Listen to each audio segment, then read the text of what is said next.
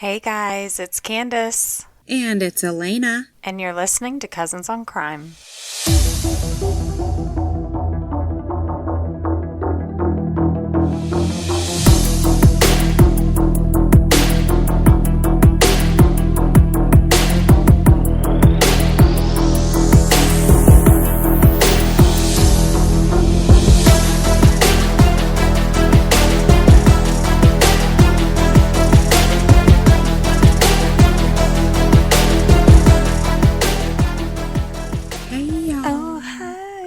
We're both like,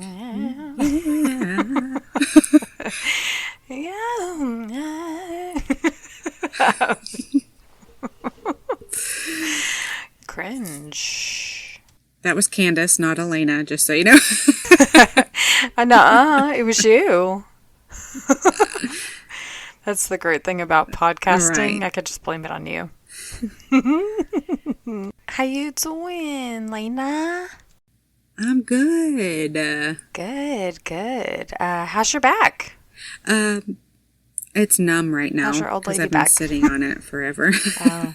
Mm-hmm. Well, I slept wrong, so I've got like a crick in my neck, and I can't move my neck past that like here. stinks. So all day I've been like, don't do that, and I just can't like have to turn my entire body around. Have you been lifting heavy boxes? No, I think it's the way I slept. Oh. I slept really wonky. Yeah. It's one of those cricks. Have you been to the chiropractor? I need to go. In fact, I said today that I was going to make an appointment. But the problem is they're closed on Wednesdays. Why would you be closed on Wednesdays? Yeah, that doesn't fit my schedule. Thank you very much. It's the day I get all my stuff done. Mm-hmm. You know, like, and they're also closed on the weekends. So, like, how are you going to be open 4 days a week? Agreed, yeah. Doesn't make sense. Mm-hmm. So that's very inconvenient for me. That's why I'm all rickety. Do it before it gets worse. Well, last week we talked about your case, which was horrific. Yes. And the most maddening part was that, we were dealing with a repeat offender, right? Mm-hmm. And many crimes could have been prevented. Well, I'm sorry to say that we're heading back down that road today. Our story takes place in Grand Ledge, Michigan. It's a small town located about 15 minutes west of Lansing, Michigan. It's got a small town feel, being that it's only 4 square miles, but it's visited for its towering sandstone rock features, which I think you might really like, Lena. Oh, okay. So, September 22nd, 2011, couple Ruby and Eugene Post were retired, living in Grand Ledge, and had plans to meet with their daughter Terri Greene to meet for lunch. Ruby and Eugene arrived at the restaurant. They grabbed a table, engaged in a little bit of chit-chat, and pretty soon they realized what the time was. Terri hadn't arrived, and she was always on time, especially when it came to family. So Ruby tried calling her daughter, but it just rang and went to voicemail. And just as soon as Eugene realized Terri didn't answer the phone, he picked up his phone and called Mike, Terri's husband. Yeah. Now, almost immediately, they got an answer. And it was strange because to them, he answered the phone like, hey. Oh. And Eugene was a little taken aback by that. But he asked, we're trying to get a hold of Terri. Do you know where she is? And Mike said, she left to go shopping. Okay. Well, they knew that wasn't the case because they had plans with her and she wasn't the type to just flake and go do something else when she had plans. So they decided to go over to Terri's and check to see if she was fine, if she was there, or hopefully Mike was there and he could tell them a little more information about when Terri left, where specifically she said she was going, etc. Ruby stayed in the car while Eugene approached the door to enter the home, but it was locked. This was another red flag to him because that door was always unlocked during the day. At least it was one of those houses, that you just walked in, kind of like Grammy and Granddad's house. When we were growing up, you don't knock, you just walk in. So, unable to get inside, Eugene walked around the front door, which was not the most readily used door, but that one was unlocked. When he walked in the house, it was really quiet. He called out for Mike, and then he called out for Terri because her car was actually in the driveway, so he assumed maybe she was home. And he got no answer. Now, he slowly scanned the front room, then the dining room, then the living room, and that's when he found Mike, his son-in-law, laying on the floor in a pool of blood. Mike was laying? Yes, Mike was laying on the floor. And he had touched his face. Okay. And he was cold, so he knew. So he ran to the car to tell his wife what he had just found and told her, call 911. Now, the dispatcher asked her all these usual questions that they do. You know, what's your emergency, etc. She was answering these questions, but she was also kind of talking to her husband because they were still looking for Terri at this point. Yeah. Now, there was a pond just down the hill near Mike and Terry's home, which they could see from the driveway. Mm-hmm. And Eugene must have seen something down there because he started down the hill towards the small body of water. And you can hear in the 911 call the moment Eugene calls out to his wife that somebody was in the water. Oh, Lord. Because she's talking to the dispatcher and she's going, no, we can't find... Oh, hang on a second. What is it, honey? Oh no, gosh. There's somebody in the water. So it's all unfolding like as she's on the phone with the dispatcher. And you can hear the terror in her voice. She's like, dear God, please don't let that be Terri. But it was her daughter. Terri's body was mostly submerged in the water with her head resting on the shore. Now, when Eaton County detectives arrived that afternoon, they found Mike dead at the scene, which they did expect to find, but what they didn't expect to see is how he was found. Now, Mike's pants were pulled down. Something you don't see often in homicides involving men, but that's not actually the worst part. Oh, my Lord. There were some documents stuffed up his rectum. What? Yes. And they knew then someone was angry with Mike.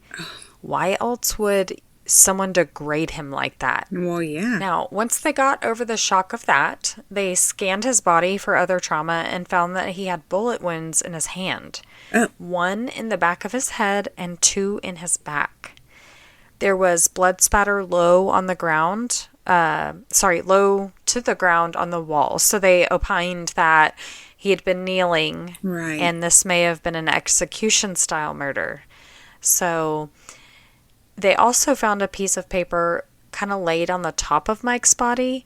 It was more of a receipt or ledger, if you will, for a vehicle that Terri had sold someone named Ronald King. There were also bullet holes in other places of the home as well, indicating he was likely being shot at for some time before he eventually was killed and came to rest there in the living room. There was a bullet hole in the glass door. Okay. One went through a cabinet in the kitchen, and they found one through a TV as well. Now, they recovered a couple of those bullets, which turned out to be .38 caliber. Okay. As another set of investigators moved through the house to kind of scope out the rest of the scene, they found Terri's purse on a dresser, but her wallet was gone and her cell phone was gone. Matter of fact, Mike's cell phone was also nowhere to be found. The place was not exactly ransacked, but they couldn't eliminate robbery as a possible motive due to the wallet and the cell phones being missing. And there were guns missing, actually, too. Next, they went out to the pond to assess Terri's body. They found that she had been shot between the eyes and in the back of the head. She was fully clothed, and it was apparent that she was just kind of left there after being shot. It almost seemed that Mike was the target, and Terri might have just been witness to it, you know? Wrong place, wrong time. But none of Mike and Terri's friends or family could even imagine who would have it out for them. Either one of them. They were loved by their small community, which hadn't seen a murder in over a decade. That's crazy to me. Now, all this time, still at the house were Terry's parents. They recounted to detectives that they spoke with Mike just moments before they arrived. At least they believed they were talking to Mike, but now they were questioning that. That weird way that he answered the phone with, "Hey," and, come to think of it, Eugene said, now I don't think that even sounded like Mike. Yeah, that's what I would assume. A canvass of the area turned up one very important clue: the window of time when the murder might have taken place. Yeah. When a neighbor was asked, "Did you hear any gunshots recently?" she said, "Yeah, but there's a gun range near here." Oh. But I did hear a couple shots coming from that direction, and she pointed towards the Greene residence. And she thought those shots happened around 1:30 or 2 that afternoon. Wow. She didn't know of anyone who would hurt the Greenes either. She said they were the nicest people. They always left their door open, so if anyone wanted to come by, grab a beer, they were welcome to do that. They just needed to walk in. In addition to the neighbors, they also wanted to talk to this Ronald King guy, the name that was on the receipt that was so crudely displayed on Mike's body, especially since they learned that he had a criminal record. Oh, wow. He was arrested for assault a few years prior, but the charges were dropped. Oh. Now, when they pulled up to Ronald's house, they saw a car outside, and after speaking with Ronald, it turns out that was the car that he bought from Terry. He said he had no problems with the car or the Greenes. He said they were friends, and, he was really enjoying his new ride. And he seemed really shocked to hear the news of the double homicide at the Greenes' residence. When pressed about where he was and what he was doing the day and the time of the murders, he explained that he was at work all day. And, of course, this can easily be verified, so they checked with his employer, which was a heating and cooling place, so he was actually out on the road on service appointments all day. And when they scrutinized the schedule, they thought he might have an opportunity to have gone by Mike and Terry's home that afternoon. They thought maybe he had fallen behind on the car payments because he was still making payments to them. He didn't just buy it outright. So what if he killed them to settle the score? Take care of the problem? But Ronald King was very cooperative with the detectives, and he gladly took a polygraph and passed. So was this vehicle receipt placed on Mike's body to throw the police off? So besides the sale of the vehicle, they tried to get to know what was going on in Terry and Mike's life. Who were they? What's their past? What's their present? Terry and Mike actually met while working for the Michigan State Police. And Mike had spent his career as an undercover narcotics detective and retired about the time he and Terry began dating. The source material is unclear as to if he was already retired or retired after they got together. But Terry had a grown son, Brian, and Mike had an adult daughter and adult son, and everyone just kind of felt like they were the perfect match for each other. His daughter said that even though her dad had a lengthy career undercover in law enforcement, he didn't have any bad blood with anyone that she could think of, so that probably wasn't a factor. And she said something that I always think about when I hear of a cop or someone in the military being murdered. Their families worry about their safety when they're on the job, but they never dream that they would be murdered in the safety of their own home. So as they got going with talking to those involved with Terry and Mike, some of their friends might have had names to give detectives that their family may have not necessarily known about. Something they learned very early on was that Mike and his son, Sean, had been estranged for years. The reason is unclear, and actually when police tracked him down, he didn't want his family knowing his contact information or where he was. Okay. Sean had been in California on business, so they kind of turned their attention elsewhere after verifying his story with his employer, and that was that. Another thing they learned very early on in the investigation was that Mike had a female companion named Tanya Jones. No. Now, the details are a little Mike. fuzzy here. I'm not sure if there was some infidelity, but Mike and Tanya were romantically involved for years, but it was very low key. But even after their relationship ended, they remained in contact with each other. When police went to speak with Tanya, her husband came out of the house. They were kind of sitting on the porch, her and the detectives, and her husband kind of pokes his head out. And he was very perturbed that they were talking to her about Mike. So he didn't know that her and Mike were actually still in touch. And he quite frankly didn't want to even talk to police about Mike. He shut down. He wouldn't provide where he was at the time of the murders. He wasn't willing to take a polygraph. And even though he wasn't exactly a person of interest initially, he was now. He didn't do himself any favors there. It's now been 3 days since the murders, and police were feeling the pressure. Not just from family and the community, but from themselves. They took it personally that there were 2 former officers murdered, and they weren't going to get any sleep until this person was caught. Right. It seemed like all other obvious leads weren't amounting to anything, and they were very frustrated. That is until they spoke with Marcia Poxon, a friend of the Greenes. Her and her husband had been over at Mike and Terry's the night of the murders, and when they got there, they were dumbfounded to see this other person there, a guy named Ryan Waters. Ryan and Mike had been very close in the past, even roommates at one point. But they had a falling out years before and hadn't spoken. Terry told Marcia she didn't want Ryan around, and she never really disclosed what the falling out was in regards to, but Marcia didn't pry. Now, Ryan being there after all this time was strange, but was it sinister? Marcia said that also at one point during the night, she heard Mike and Ryan talking about what she thought was a conversation about a gun.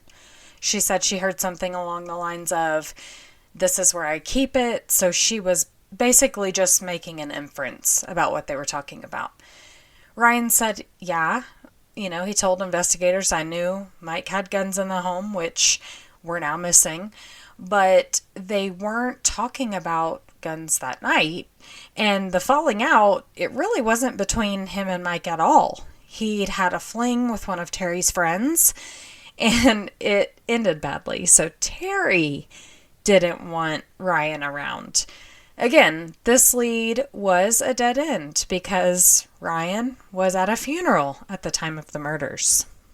Well, Ryan may not have been their guy, but maybe the missing guns would turn up somewhere else, perhaps be used in another crime, and they'd be able to track the killer that way. Maybe, or maybe something even better would happen. They got a call from Terry's sister, Lori, saying, since the murders, I've been calling Terry's phone because I just really want to hear her voice. I miss her, and I want to hear her voice, but today, the phone started ringing. Oh. And they're like, whoa. You know what this means, Lena? Who cares about tracing the guns? They've got a cell phone. Okay. So they start pinging this phone. Where's this cell And phone? they tracked it into Lansing, which, like I said at the beginning of the episode, was just 15 minutes away. Well, Lansing is the capital city in Michigan, which I didn't actually know because I wasn't paying attention, in school when you memorize this song with all the capitals in it. But my point is that Lansing being the capital city of Michigan means a lot of area needs to be covered. And it wasn't exactly going to be easy. Another thing is that whoever had the cell phone kept turning it on and off. Ah, jeez. So they're driving around Lansing chasing these pings, but without the phone being on and producing some sort of pattern, they're just burning gas at this point. How frustrating. But remember what else was missing from the home? specifically what was missing from Terry's purse. Her wallet. Her wallet. See, Lena, that's why I keep you around. Yeah. Her wallet. So maybe this idiot who's in possession of her phone and keeps turning it on and off, maybe he's using her bank cards too. And Jimmy crack corn, Terry's bank cards had been used at a gas station very shortly after the murders. We're not dealing with the sharpest tool in the shed, because what's at gas stations? CCTV. CCTV footage, Lena. They spot this bright red Trans Am or Firebird, they couldn't really tell at that time, at the gas station and the ATM. And it was there that they got a glimpse of the man using the card. Now, he had this tissue or some kind of napkin or something raised up to conceal his face. So they couldn't get any identifying features, but it was a white male, and he had on a blue t-shirt with some kind of writing on it, which, to me, I think if they would have put that on the news, that would have been an identifying feature, because it was kind of like one of those baseball shirts. So as the officers are driving around, burning gas, chasing these pings, now they can be looking for this not so inconspicuous car. I mean, it's not like they were looking for a white Toyota Corolla. They're looking for a bright red sports car. And it didn't take them long to find it either. The car. They pulled him over and arrested a Christopher Perrin. Who? Yeah, who? Now, we're going to get to that in just a minute, and you're going to be furious. When he was arrested, Christopher was calm. He didn't react much to the arrest, but he wasn't talking. He denied any involvement in the crime. So let's talk about his trial. Judge Edward Grant proceeded over the trial, which began April 15th, 2013. Okay. Chief Assistant Prosecutor Doug Lloyd laid out the events of September 22nd, 2011 for the 6-man, 6-woman jury. He told them how Christopher had been scoping out places to rob in the area, and on that day he walked right up to the Greene's Delta Township home and walked right through the front door, which was unlocked. They believed Mike was down in the basement on the computer when he heard someone come in. Maybe he thought it was Terry, so he came up the stairs to see who it was. And that's when he saw a random man standing in his home at the top of the stairs. And that's when the tussle began. So they believe Christopher fired off some shots and missed, which explains all the shots around the home. And then he finally hit his target. Then Terry arrived home, and she saw him, like, through the door. She didn't even make entry into the door. She saw this man in her home, and she took off running to the barn. And that's where she was shot and killed. So initially, investigators thought maybe she was killed by the pond. But once they reviewed all the evidence, they believed that Christopher actually shot and killed her in the barn and loaded her body into a wheelbarrow and took her all the way down to the pond where he dumped her in the water. He then went back into the house, defiled Mike to stage this horrific scene, stole his guns, Terry's wallet, their cell phones, and some of Terry's jewelry. Now, I'm not sure why, but Christopher was not charged with possession of stolen property, even though he had Mike's guns in his storage unit, in a storage unit that was registered to him. Of course, the defense said, there's no direct evidence linking my client to the scene of this crime. The jury didn't want to hear that, though, and they returned a verdict of guilty on 2 counts of felony murder. And May 5th, he was sentenced to 2 life terms without the possibility of parole. Wow. Yay, yay, yay. He was also found guilty of weapons charges and home invasion. I say inconsequential. I mean, far more damage was done, but I appreciate the extra paperwork and, like, charging him with the extra stuff. Thank you for that. Earlier, I told you that you'd learn something in this episode that would infuriate you. And we've come to that part of the episode. Elena.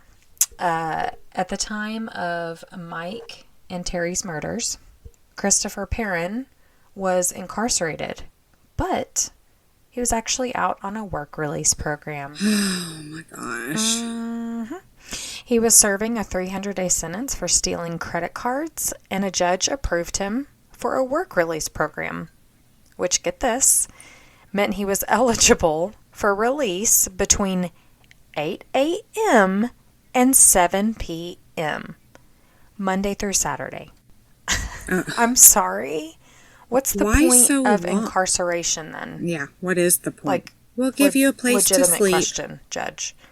Remember when we covered Sherelle Dell, like her case, and she wanted to get out on that work release program? Well, Jeez. Christopher said he worked for Advanced Building Contractors. That was the name of the company. He provided them a phone number, even a letter of employment, so he'd be able to get out of prison on this work release program. Well, no such company existed. Oh my Lord. Yep. Terry's family filed a federal lawsuit against the Eaton County Sheriff's Office, the Michigan Department of Corrections, and named some officers within both of those agencies because Christopher shouldn't have been eligible for that work release program in the first place. Absolutely. He was a repeat offender, and the job didn't even exist. Who checks up on these things? Somebody clearly did not do their job. Someone didn't do their job, exactly. And the 300-day sentence was as a result of his fourth offense. Wow. Fourth. I can't. So he had been in violation of his parole when he stole that last set of credit cards, and he'd been in a work release program before. No, ma'am. And failed to report to those jobs and appointments with his probation officer. So all this taken together, you'd expect that he'd have endured a harsher sentence than 300 days in prison and a get out of jail free card. Let's just see if it'll happen again. The guy should have never been allowed out. Full stop. Yet, somehow he was allowed to go to this fake job. And like you said, a simple phone call to this supposed job would have shown that no such job existed. But that phone call wasn't made. Someone didn't do their job. Right. Someone didn't pick up the phone to verify. Exactly. Lovely. Well, we're not done being mad here. Because U.S. District Judge Janet Neff dismissed the lawsuit saying, quote, "The plaintiff's allegations nonetheless do not support the proposition that they are affirmative acts that created or increased the danger to the decedents." End quote. What? She further went on to say, in her 23-page dismissal, quote, "The county defendants similarly argue that there are no allegations or evidence that any of the defendants could possibly have known that the decedent would be targeted for robbery and murder by Perrin. The county defendants similarly assert that there is no evidence that Perrin even knew he doesn't his have to know victims them before committing the crimes at issue." End quote. Essentially, she's saying, well, yeah, I mean, he was let out of prison by the Department of Corrections and the sheriff, but they didn't drive him to the Greene's house. They might as well They didn't know he would go off and murder two people. That's basically what she's saying. I wonder if you'd be saying the same thing if someone was mistakenly released from prison and went and killed your family members, Janet. It's infuriating. Right. Absolutely. So I just want to tell you one last thing before we wrap up this sheesh show for the kids. Christopher Perrin was actually suspected in another double homicide. A couple named, get this, Michael and Terri Greene. What? I just told you this case about the murders of Michael and Terri Greene, but this is another Michael Greene and his wife, Kathy. This couple lived in Big Whitefish Lake, and they were murdered in their home October 28th, 2010, just 1 year before Mike and Terri were murdered. Big Whitefish Lake is about an hour and a half away from Grand Ledge, Michigan, where Mike and Terri lived. Okay. Mike and Kathy Greene were stabbed to death, their throats were slit, and their home was set on fire. Now, Christopher was never charged or convicted in that case, but he actually looked a bit like the composite sketch released to the public, and there were some similarities in the case. Oh. First, the method may have been different, stabbing versus shooting, but the police said this was a crime of passion. In both cases, someone who would brutally stab two people, slit their throats, and then burn their home. Oh, geez. Well, look what happened to Mike Greene. Right. I mean, with his pants pulled down and those papers shoved up into his rectum, you'd never initially think that a stranger would do something like that. That's why it's important to, look at all angles. Also, both cases involved robbery. Credit cards and money were taken from Mike and Kathy. So, robbery was involved in that crime too. The Montcalm police, they've considered Christopher for the other Greene murders, but they just don't have anything to place him there. Just like they didn't really have anything to place him at the murders of Mike and Terri either.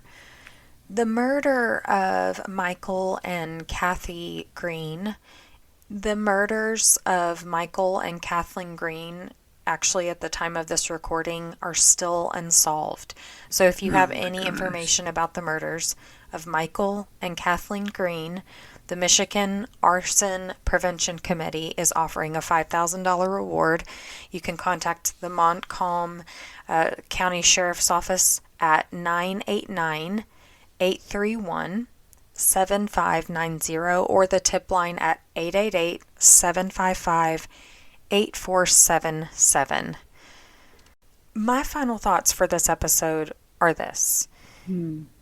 Law enforcement rely on patterns of behavior to profile criminals and to solve these brutal crimes. I think, in science we rely on data, patterns, and this kind of is a theme throughout the world. We acquire this knowledge based on our past experiences. So for these investigators, their experiences over the years, these patterns and the things that they learn become a huge asset to them while approaching these new cases, But when you get these outliers, when a complete stranger would murder a couple and defile a human being like Mike was, that is the definition of pure evil. Yeah. And that is the scariest part.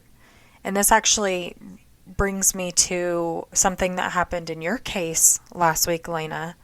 Retha was stabbed, 38 times? 38 times. And while her killer did know her, we always say, oh, this is overkill, this is anger, this is intimate. Nobody would come up, a stranger wouldn't come up to someone and stab them 38 times. And while that's true in Retha's case, I've heard it said that sometimes a killer will not kill the person the first stab, the second stab, the 15th stab, and someone won't die they thought they would die, so they stab them until they die. So investigators learn these little nuances throughout their career, and they know we can't get sidetracked on this. We can't say this was passionate, so it has to have been somebody they knew. So let's get pigeonholed on all the people they know. And, a good investigator would, keep an open mind. But for a complete and utter stranger to pull down Mike's pants to me. and paper documents up his bum. I just can't find the words. I don't believe for a second that Mike and Terri Greene were his only victims. Like, how did he get here? Like, we talk about, their childhood and what brought them to this. When you mention they're both of his, the first case that he's suspected in, they're both Michael Greenes. I mean, was he trying to, like, take their name for a new identity? But even at that, because he stole their cards and stuff. But that's interesting. I didn't think of that. I mean, that crossed my mind. But if it's just that, why go so far as to defile them like that? Oh, and to put Terri in a wheelbarrow and take her down to the pond. Like, why not just leave her where she is? I thought the same thing. Like, why not just shoot her in the barn and leave her there? Why take the time to load her up and risk someone seeing you loading the body up and wheeling it down to the pond? Right. You would think that he would just take what he could get and get the heck out of there, but he spent all that time. And when Terry's parents called and he answered the phone and they're like, oh, we're looking for Terri, we can't get a hold of her. Yeah. He had to have known that they were probably going to come over and look for her. Like, they couldn't get a hold of her. Mm-hmm. And he had the gall to just hang around. To me, that shows a comfortability. Yeah. With that kind of criminal behavior. Like the fact that he, took her down to the pond and then went back to the home. And he knew the clock was ticking. He knew her parents were probably going to be on their way. Yeah. I just think it just shows a brazenness that he's done this before. Yeah, sounds like it to me. Yeah. So unfortunately, we have this kind of echo from your case last week. Just the repeat offense, not being held accountable in the first place. Yeah. And look, lives were lost because someone couldn't be bothered to pick up the phone and make a phone call. That's heartbreaking. Right. No. 8 to 7. Come on now. That is so stupid. Yeah. What is the purpose of that? Our justice system suckity sucks. I mean, there are good things about the justice system, but I'm so tired of hearing these. Okay, here's another chance. Here's another chance. I know. And some people need another chance, and they can actually be a good person. And they don't get it though. Yeah. Some people do not get that chance. How do you choose? I know. I have 2 people that I knew that, they were good people and they got slapped with some serious time and no second chances. Wow. So these cases really infuriate me because some of the most deviant criminals get second, third, fourth chances. It's garbage. But that's it. That's what I got for you. All right. Well, now that I'm good and mad, I can go clean my house. Isn't that the best way to take your frustration out? Yeah. Well, thanks for telling this story. It was good. Let's do it again next week. Let's do it. Bye-bye. Bye. Well, thank you for listening to Cousins on Crime. If you're enjoying our podcast, please leave us a 5-star rating so that other true crime fans can find us. If you have any case suggestions or just want to say hey, email us at cousinsoncrime@gmail.com. And be sure to follow us on Instagram where we post case photos and information at Cousins on Crime Podcast.